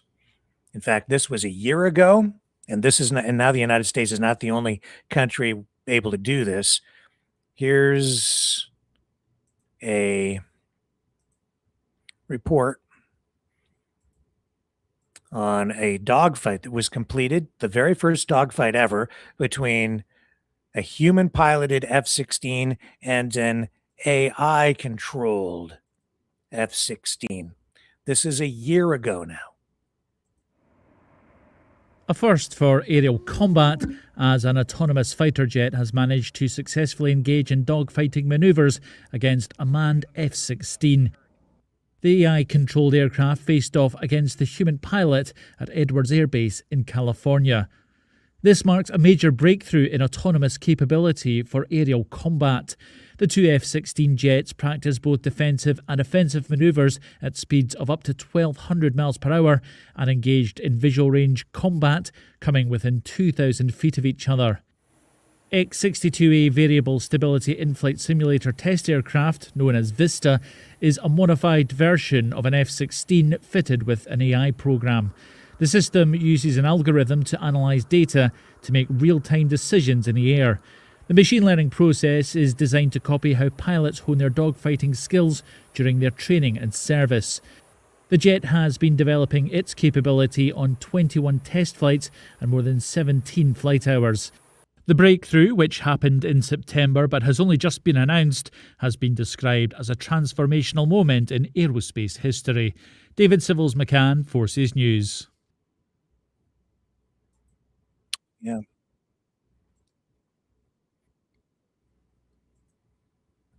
But wait, there's more. In fact, maybe even scarier stuff.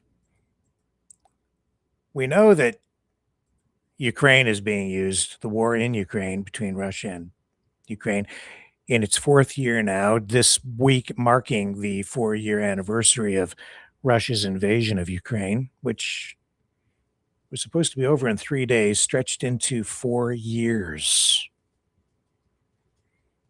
Russia, Putin, still calling it a special military operation, not using the word war.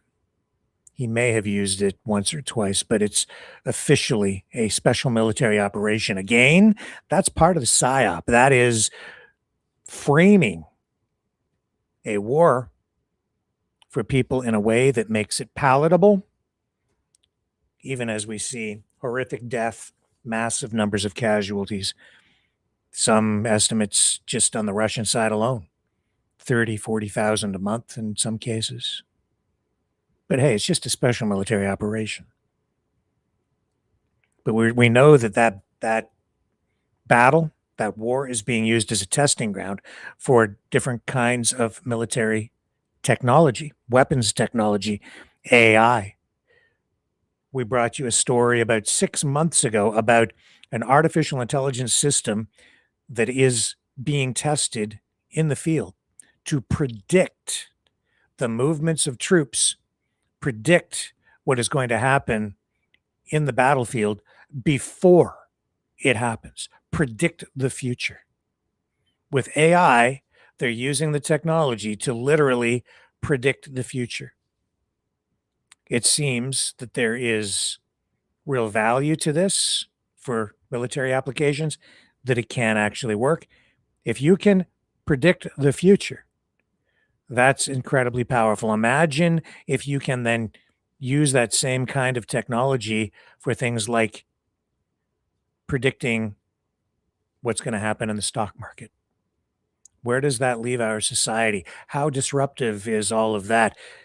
That's an economic rupture, as Mark Carney might say. Very scary stuff. And if you know where your enemy is going to be before your enemy knows they're going to be there, you definitely have the upper hand. It boggles the mind, and that is sort of the point, right? And we're going to get to Pete Hegseth in a moment, because what he's been saying is actually very scary. But, you know, it's these big tech companies like Palantir who are saying things like, battles are won before they begin. That's the caption in this Army versus Navy commercial produced way back in 2024 now. This posted in December of 2024. It's a promotional propaganda advertisement for Palantir, but this is way back then. And at the accelerated rate that we are seeing the growth and the increase in the sophistication of the AI technology, it makes me wonder how far along we are now, because it's happening at a rapid pace. Back in 2024, I don't think we were even, I didn't really have any access to AI. So just at the consumer level, we have it now, and it's very powerful stuff. This was 2024. Battles are won before they begin, because Palantir can predict the future, or at least plan for it using AI in ways that are unprecedented. Imagine what they have now.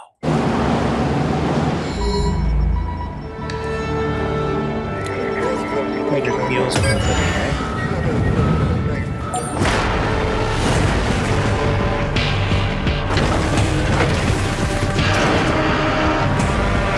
Forms and drones, AI control.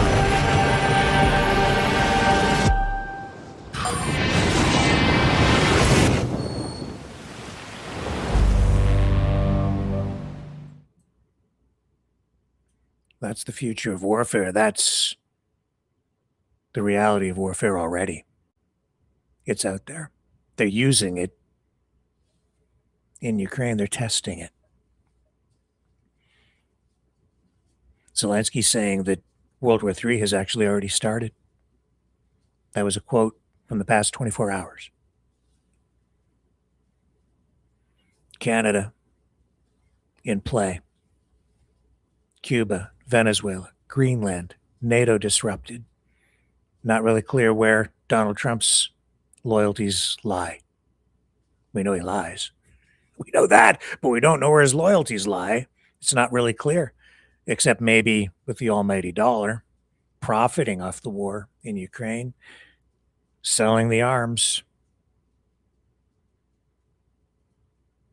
It's not cool. It's dangerous. It's disturbing. I don't know where you draw the line. That's the big question tonight. That's the question posed to me from the person who I don't really want to use their name, but they sent me that question. Rick, why are we letting a private company, that is OpenAI, manage or deal with our security, was the question. I'm paraphrasing. Where are the guardrails? Well, you see the federal government in Canada, they want guardrails. They've been drafting legislation which deals with social media, censorship issues, trying to find a balance there in their legislation. And every piece of legislation they've come up with has met with stiff resistance, freakouts from people on the freedom side who are like, you can't do that. That's censorship. That's authoritarianism. This is a dictatorship. I see those knee-jerk reactions. And yet now you've got the situation out in Tumbler Ridge, and the same people, probably some people here tonight. I'm not looking in the chat right now, but I know a lot of you are like, well, he's full of crap. That guy, he doesn't want to do anything. We need action. We need the government to clamp down on this. Well, that's censorship. So you can't have it both ways. It's a difficult question, right? Where do you find the balance? I think maybe one of the reasons the question was posed to me was, I think the real question might have been, they're probably just protecting a transgender person. They don't want to use that information. That's really why they're doing it. I don't know. Maybe that's why. I don't know why I got that question.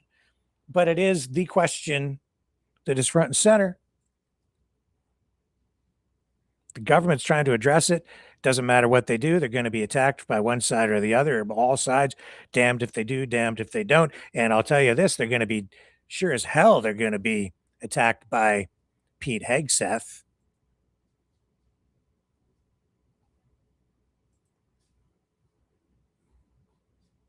Secretary of War. That guy, he does scare me.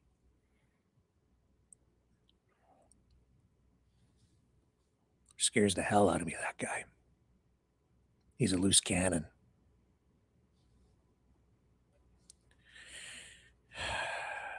Yeah, tensions are rising between the Pentagon and Anthropic over military use of the firm's powerful AI model, Claude.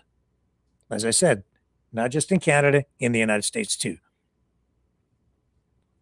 We're seeing the trust is breaking down between the two sides. Stakes are high here. There was a meeting. And again, how coincidental that all this is happening at the same time? I don't know. Again, coincidence that you're having OpenAI meetings in both Canada and in Ottawa and at the Pentagon at the same time? Secretary of War Pete Hegseth has given Anthropic CEO Dario Amati a firm deadline by the end of this week, specifically 5 p.m. Friday. He wants a document signed granting the military full, unrestricted access to Claude. The Pentagon wants complete control over the technology for its operations. This is like something out of a sci-fi horror flick. We will take all of your technology. We will do what we want with it. Anthropic received a $200 million defense contract last July to help advance U.S. national security with AI. But the company is pushing back. They've repeatedly asked for guardrails to prevent Claude from being used in mass surveillance of Americans or for final targeting decisions in combat without human oversight. Guardrails. Those are politically correct. We can't have that. We just want to win. We're the Department of War. We do whatever it takes to just win. Are you tired of winning yet? Anthropic is arguing the model isn't reliable enough. They're saying it's prone to hallucinations. It could lead to deadly mistakes or unintended escalation if left fully autonomous. The Pentagon officials, including Hegseth, insist they're only seeking a license for lawful activities, but they make the laws, don't they? They make all the rules. And we're seeing that when it comes to the rules, they don't have any. They just make them up as they go along. No international rules for them, just whatever they decide. And if they don't meet, if they don't serve their purpose, political or otherwise, they just sidestep them, do an end run, make up a new rule, a new law. That's what they've been doing. We'll just go in and kidnap this country's president. We'll go in here and just we'll blockade that whole country and cut off. No food, no water, no oil, no money, no nothing until you capitulate. Until you give up your nuclear arms. Everybody needs the nukes now, right? This is why. Because there are no more rules. The rules are breaking down. If there are no rules, if it's might makes right, then everybody wants might. They want to be able to have a seat at the table, or as Mark Carney says, you'll end up on the menu. It's all destabilizing. It's all falling apart. And now with AI, everything's being taken to a whole new place. And I'm pretty sure Pete Hegseth, Secretary of War, doesn't have the wisdom to guide the nation or the world through this in a way that will keep the peace.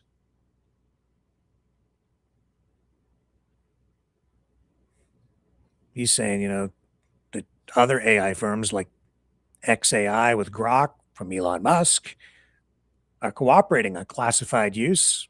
Others are close behind, they say. OpenAI, Anthropics, they're at least they seem to be concerned to a degree. But you know what's going to happen. They're going to bend the knee. They're going to give them what they want.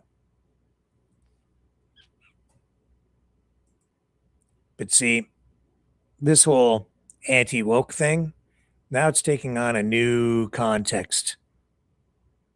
It's being used in a new way. These word games, this attitude, this anti-woke, anti-liberal battle, this war on liberalism, that's being used to justify the use of artificial intelligence for military purposes, to weaponize AI. Listen to this guy. Listen to what he is saying. This was just this was recently in an address where he's saying that AI used by the Department of War will not be woke. Department of War AI will not be woke. We're excited to announce the next frontier AI model company to join GenAI.mil, and that is Grok from XAI, which will go live later this month. Very soon, we will have the world's leading AI models on every unclassified and classified network throughout our department. Long overdue. And we will not employ AI models that won't allow you to fight wars. We will judge AI models on this standard alone. Factually accurate, mission relevant, without ideological constraints that limit lawful military applications. Department of War AI will not be woke. It will work for us.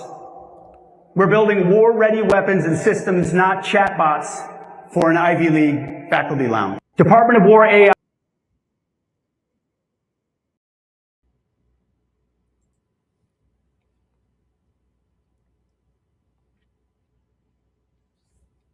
What could go wrong? It won't be woke. What does that mean? No rules.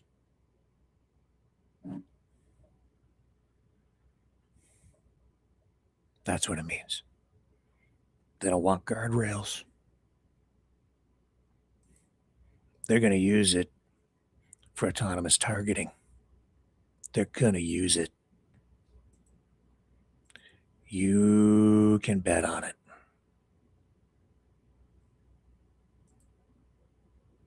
Are you scared?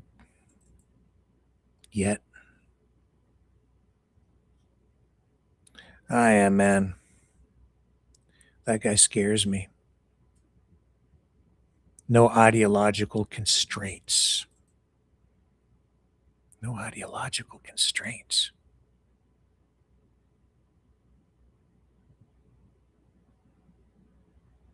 Wow.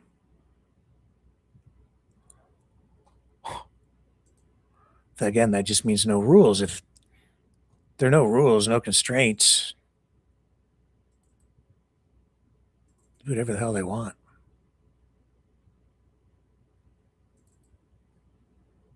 Do whatever the hell they want. They're going to make Canada do what they want.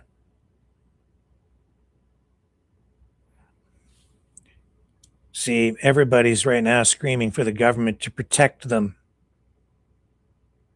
by censoring people that they can point a finger at and blame, right? That's really what it is. I mean, and it is being politicized, that Tumbler Ridge shooting.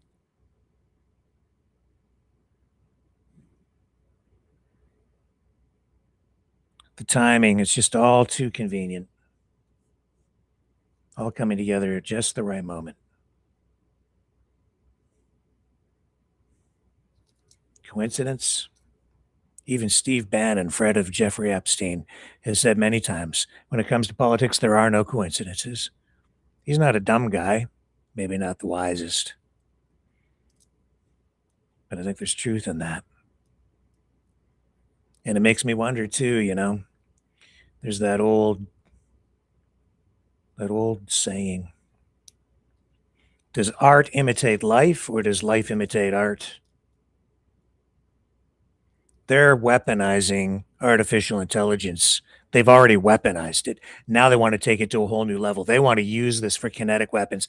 They want to take it to a whole new level for psychological warfare, psyops, information warfare, to unleash it on us, on the world. We already have trouble figuring out what's real and what's fake. We can't tell what's going on. I don't know how much is a psyop. The perspectives, context online, it's hard to know how serious things are, how dangerous the situation is anymore. Our trust in our institutions, in our news media, in our police services, in our hospitals, our healthcare system, our governments, everything, all the things that hold our society together are already falling apart. We don't have trust in anything anymore. We don't know who to believe. We're being told by some social media influencers like Tucker Carlson and many others, can't believe anything they're telling you. They're lying to you. But I know for a fact that Tucker Carlson lies his ass off about a lot of things. I've seen him do it, so I can't trust him either. Who the hell can I trust?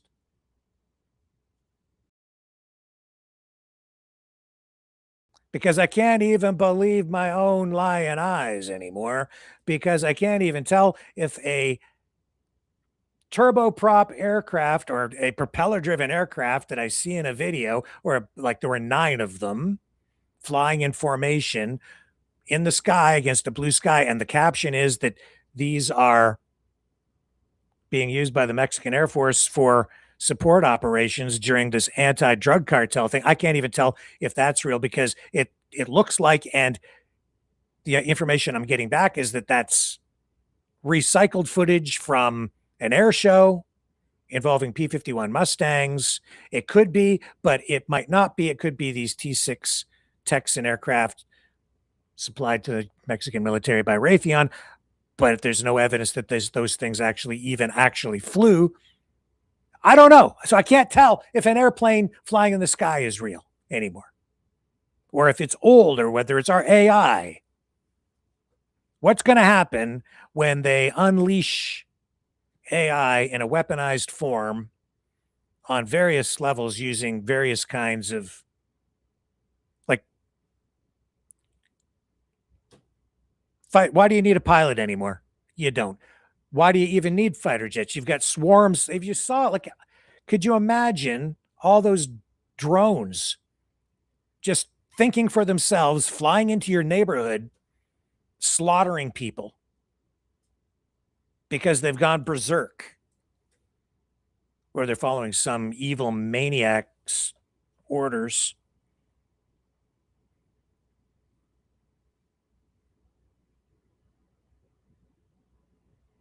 And Isaac Asimov and, the rule not to harm humans right out the window because Pete Hegseth had one too many on a Friday night and decided that the Department of War wasn't going to have any woke AI.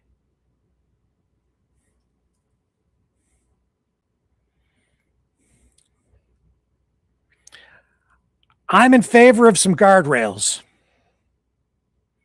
because there's that old saying that that comes to mind too as I just kind of close things off tonight. I'm scared as hell and I don't want to take it anymore, but that's not the saying. It's like, I have to ask this question. If AI is not going to have guardrails because it's not going to be woke, that's just a way of saying we're going to unleash it and just let it do it because we just want to win. So then I have to ask that question in a new way, the art question. Does artificial and, well, I'll flip it around the other way. Does life influence or tell AI what to do? Or in the end, will AI influence life? Tell us what to do.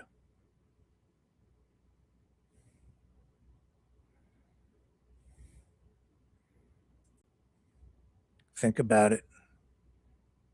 We'll have more tomorrow, 7 p.m. Eastern,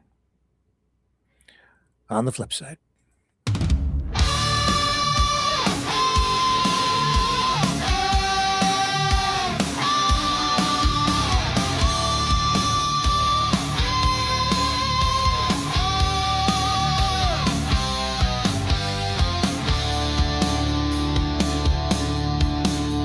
Biden's about, Charlie's alive. Elvis flips burgers on the Lower East Side. 10 Trumps mask up on your phone. Shilling mean coins by remote drone. Graphene needles in your veins. Chemtrail sugar fries your brain. George Floyd's American hologram pie. Don't trust your lying eyes. It's all fake. It's all fake. The moon is a hoax. Give your head a shake. It's all fake. It's all fake. Your mama's a